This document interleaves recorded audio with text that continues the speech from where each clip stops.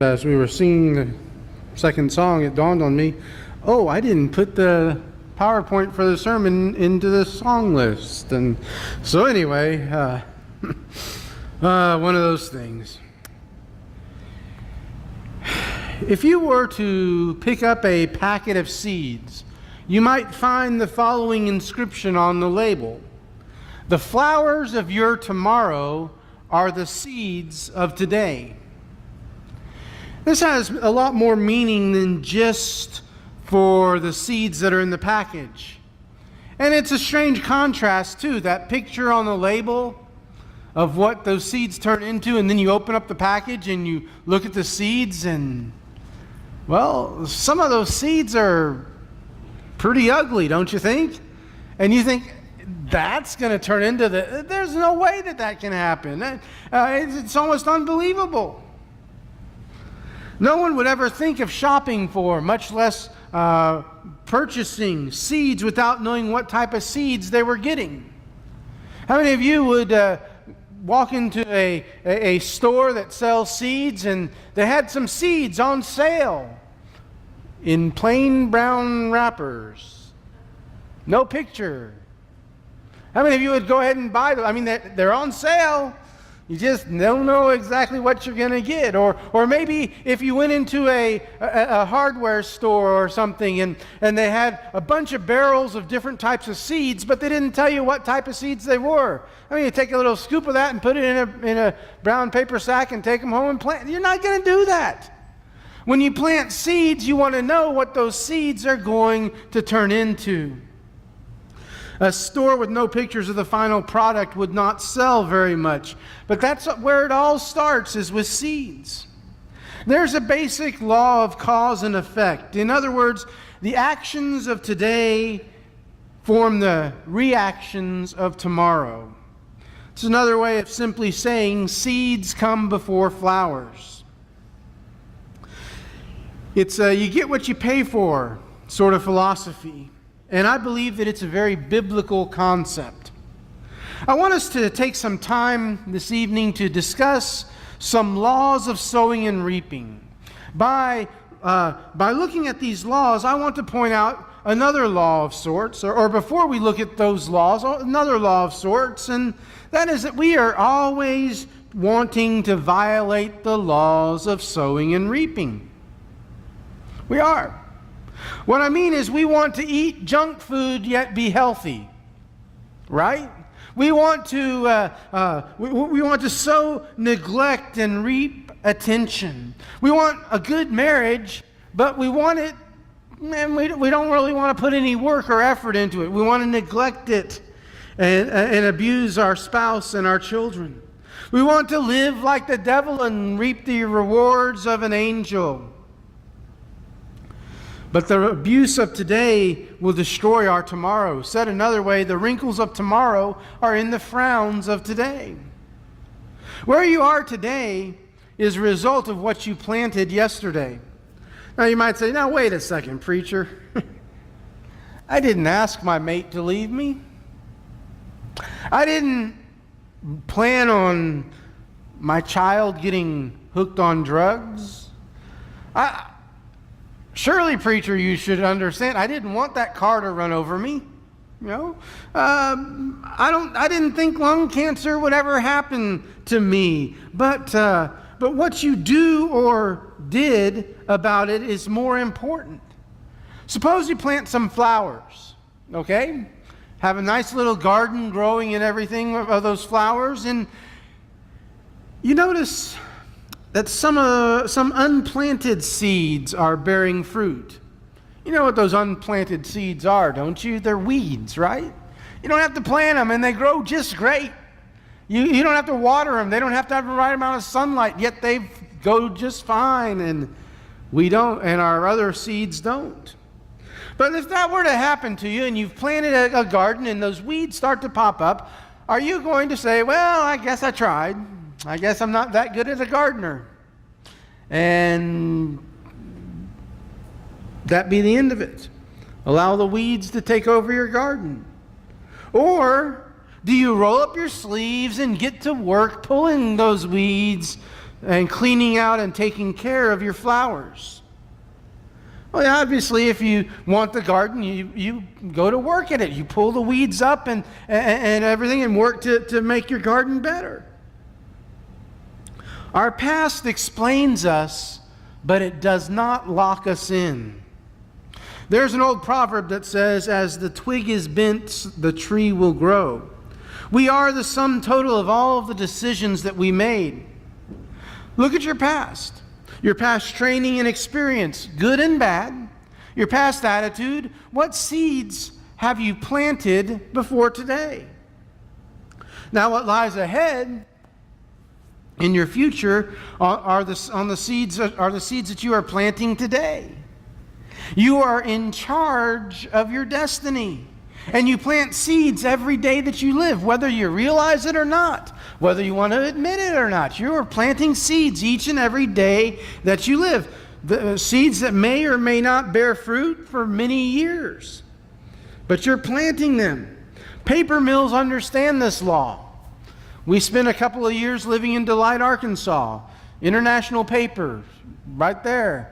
One of the elders worked for International Paper, and he told me they plant seeds that they don't plan on harvesting for paper for decades to come, because that's the way that it works. You plant them and you harvest later. That's what we're talking about. We program our own future. A man ran a very successful restaurant. And so successful, in fact, he was able to afford to send his son off to college. Well, the boy came home at Christmas of his freshman year and said, "Dad, one of my respected economics professors has said that there's going to be a recession coming in the next year. And so in order for your restaurant to survive, we need to start taking some steps to cut cost and prepare for it. No repainting this year. Cut back on the food portions. Maybe shop around for better prices on meat and vegetables and so forth. Lay off a couple of the wait staff. Cut costs however he could. And in this way, the father would be ready for the recession. Well, believe it or not, the recession did come that next year. And the father was so glad that his son, with one semester of college studying economics, had warned him about the recession, and they were prepared for it. But there was one thing the father couldn't understand. Why wasn't the restaurant across the street suffering a recession as well? You see, we make our own recessions sometimes. Sometimes when things go bad, we make them worse. You see, we make our own recessions. One optimist was asked, "What are you going to do about the depression?" And the optimist cheerfully replied, "I'm not going to participate." And then we need to have that sort of an attitude. So it seems pretty important to plant the right seeds today for the flowers of tomorrow. There are so many things that we do today that do affect tomorrow. And if you want to grow an orange tree, you're not going to plant apple seeds, are you? It doesn't work that way. If you want a financially good future, you have to start saving money today. If you want a physically good future, you have to start eating right, exercising, getting enough rest, and things of that nature today. Your attitude today must be positive to ensure tomorrow's fitness. In marriage, lots of seeds must be planted so that when the kids are gone and it's just the two of you again, it will be bliss and not blah.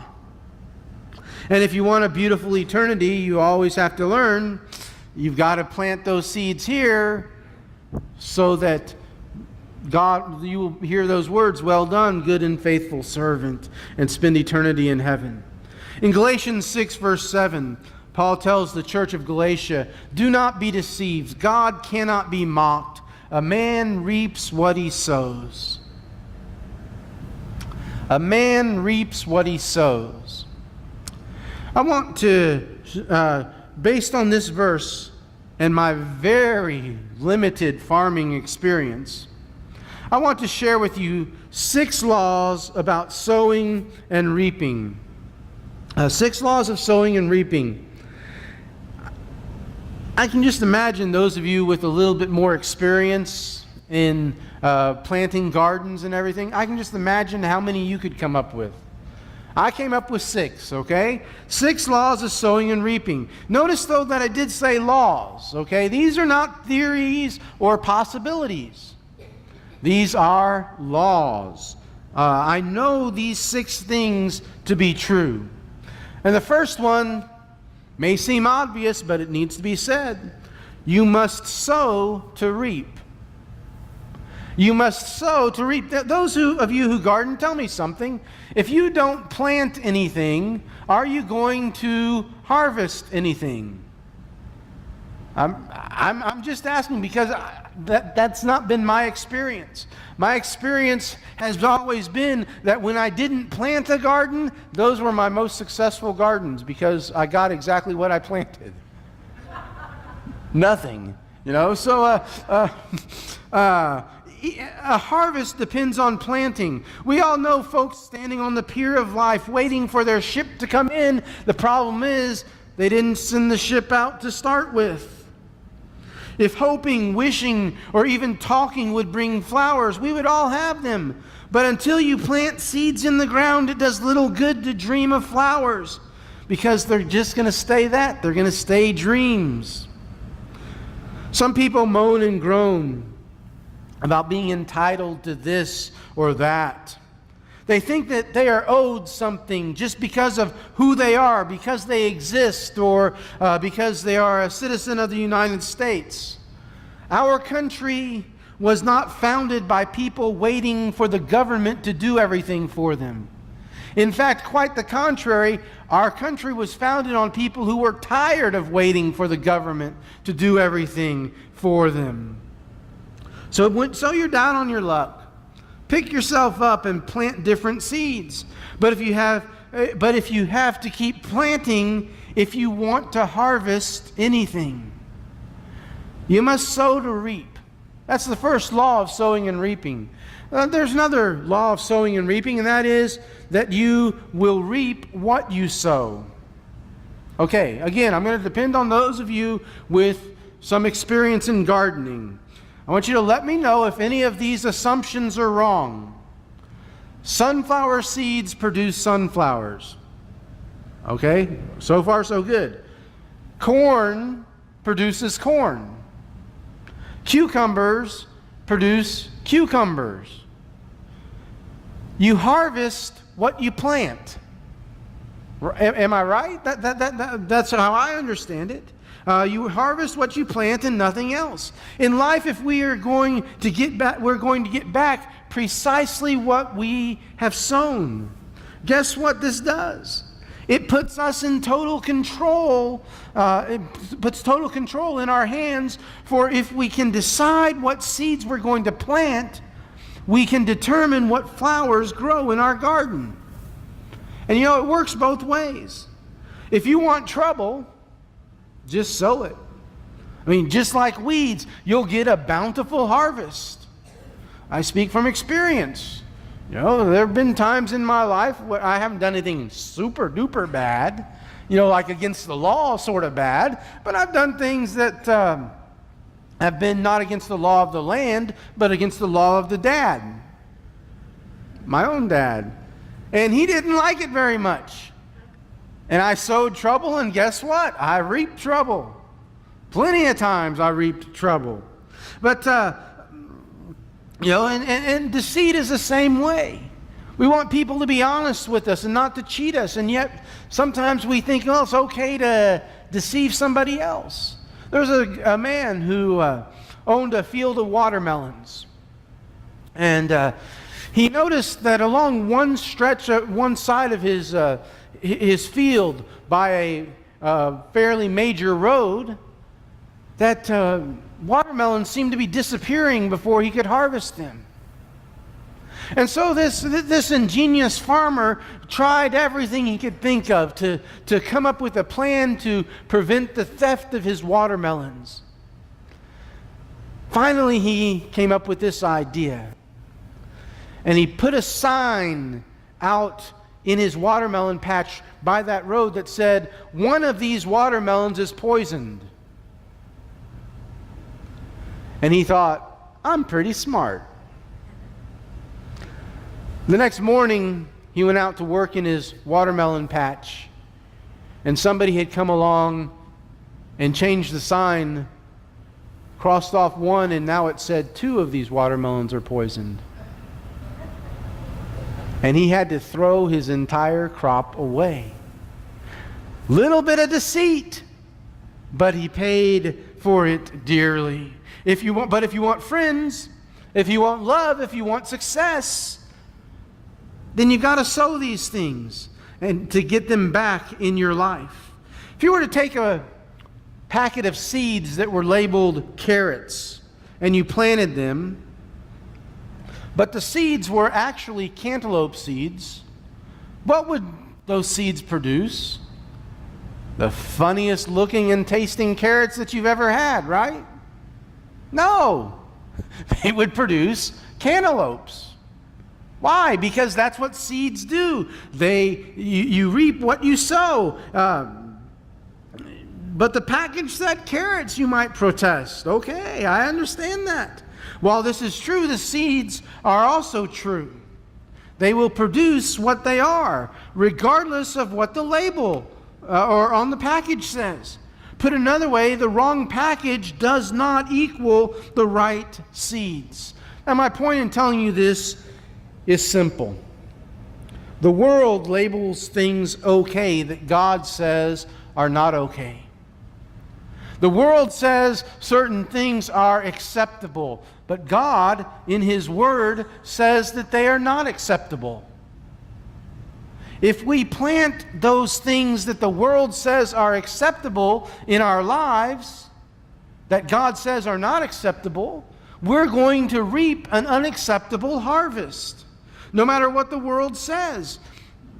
If you plant their seeds that they say are okay, it's going to produce sin. It's all because no matter what the labels say, the seeds are true. You must reap to sow. You will reap what you sow. Another law of sowing and reaping. You will reap later than you sow. Every farmer knows this. I lived for a couple of years in western Oklahoma, a little town called Leedy, Oklahoma. A lot of the members of that congregation were wheat farmers. And it was pretty funny because, well, not funny, but at harvest time, attendance was way down. Way down. Because everyone was out harvesting. And if you don't harvest, you're out a lot of money. And there was a set time in which you had to perform that harvest. But in order to have a harvest, though, there was a specific timetable that had to be adhered to.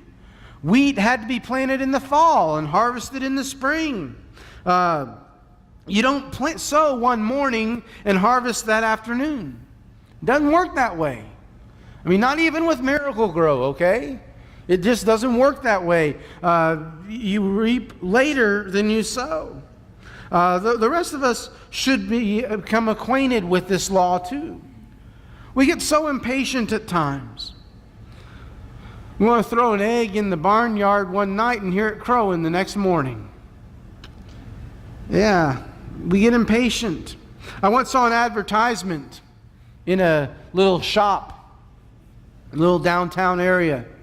Said, "Antiques manufactured while you wait." Right, okay. So you see, we're impatient. It takes time for seeds to become flowers. And by the way, after you've planted the seeds, is it going to help if you dig those seeds up to look and check and see if they've started to become flowers? No, you're just going to hurt things. That's our problem in life. We dig it up too soon. We give up and abandon perfectly good plans when all we need is just a little bit of patience. Another lesson I learned from the good people of Leedy, Oklahoma, is that the harvest is dependent upon numerous factors. I heard stories. One year there was too much rain. The next year there was not enough rain.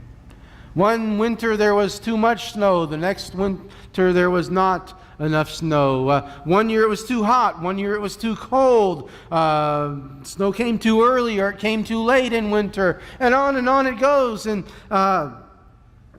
there are a lot of different factors that affect the harvest.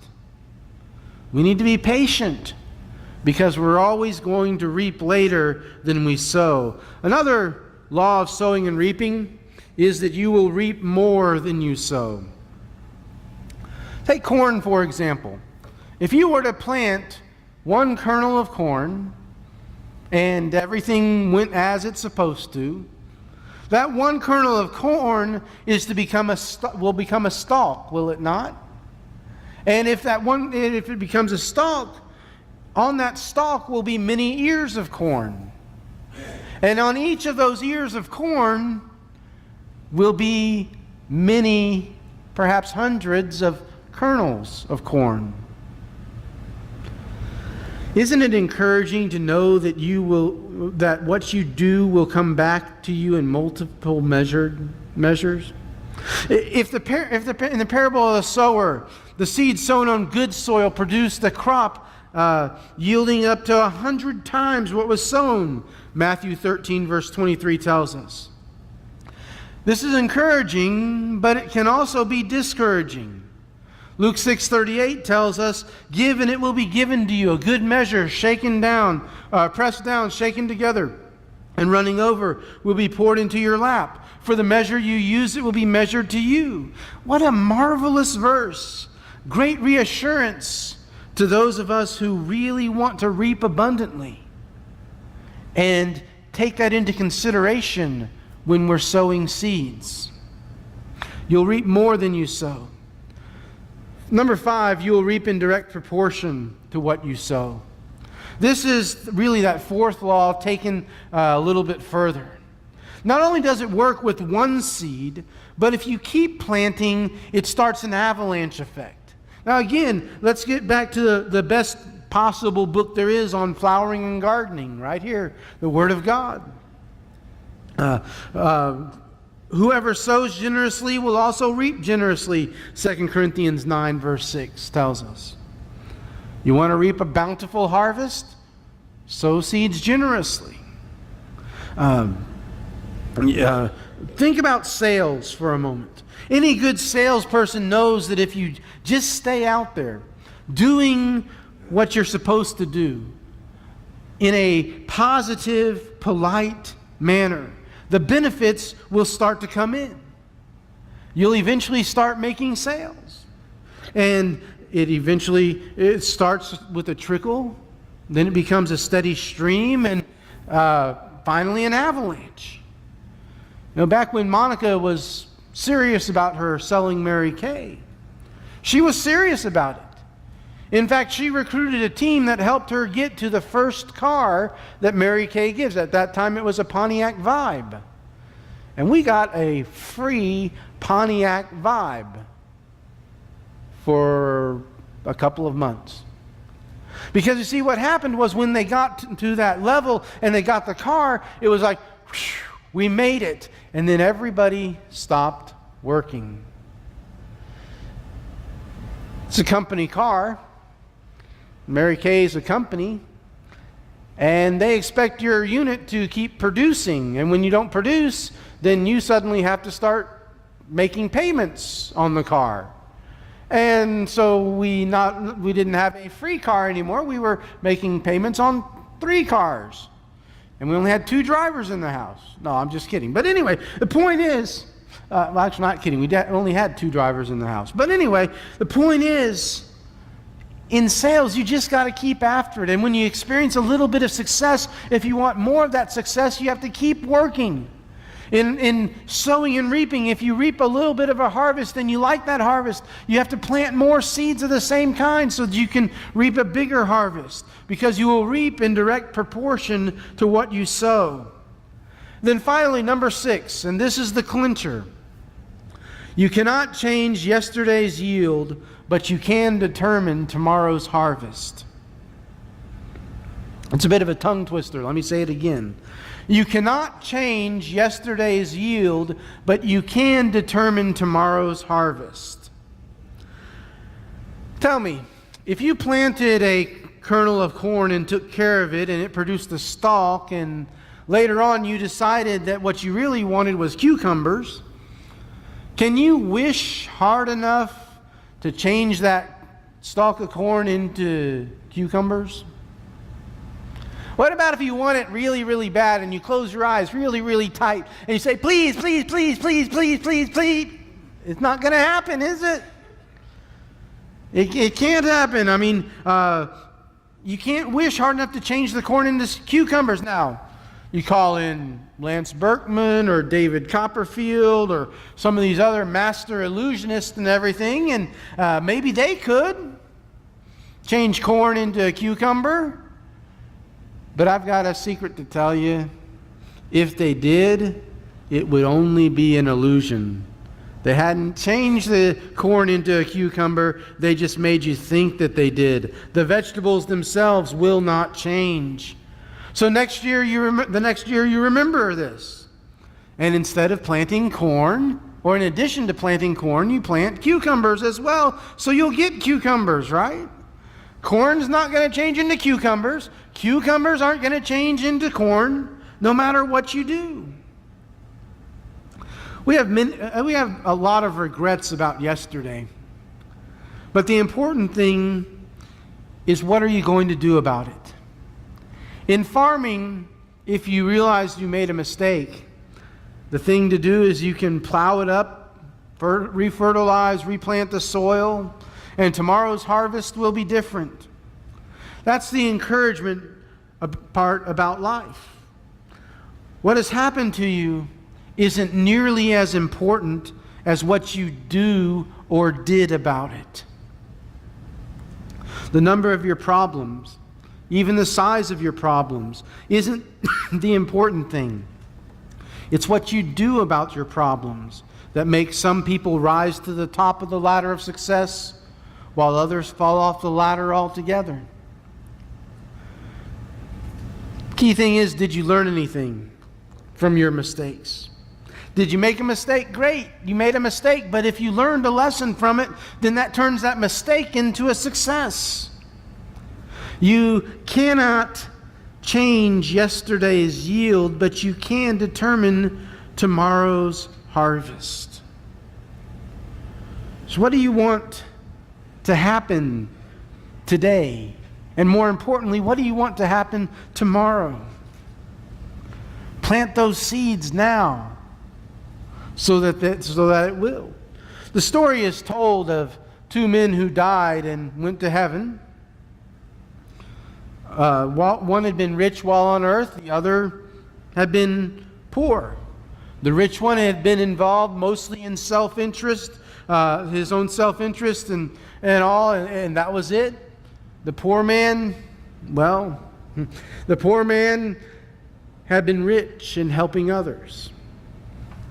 Of course, any story like this, they meet Peter at the pearly gates, right?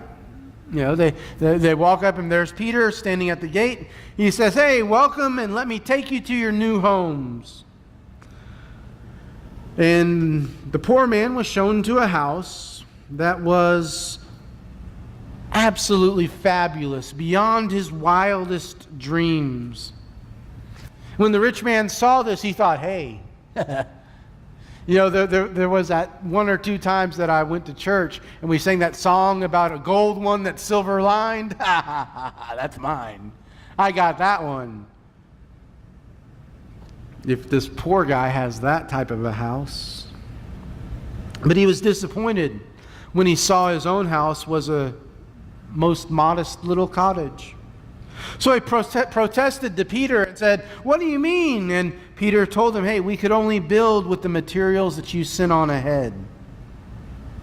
It's true in life and true in eternity. The flowers of your tomorrow are in the seeds of your today. So what is it that you are sowing? What are you sowing in your workplace? What are you sowing at school? What are you sowing when you are doing your hobbies? Playing sports, golf, fishing, whatever. What are you sowing? What sort of seeds are you sowing in the people who you have contact with? Are you sowing seeds of the kingdom of God? Or are you sowing seeds that are going to lead the person to a different kingdom that they don't really want to go to? Sow seeds of the kingdom so that you will reap a bountiful harvest when that day comes. We can help you in some way this evening through a public response. The invitation is yours. Won't you come to the front now as we stand and sing together?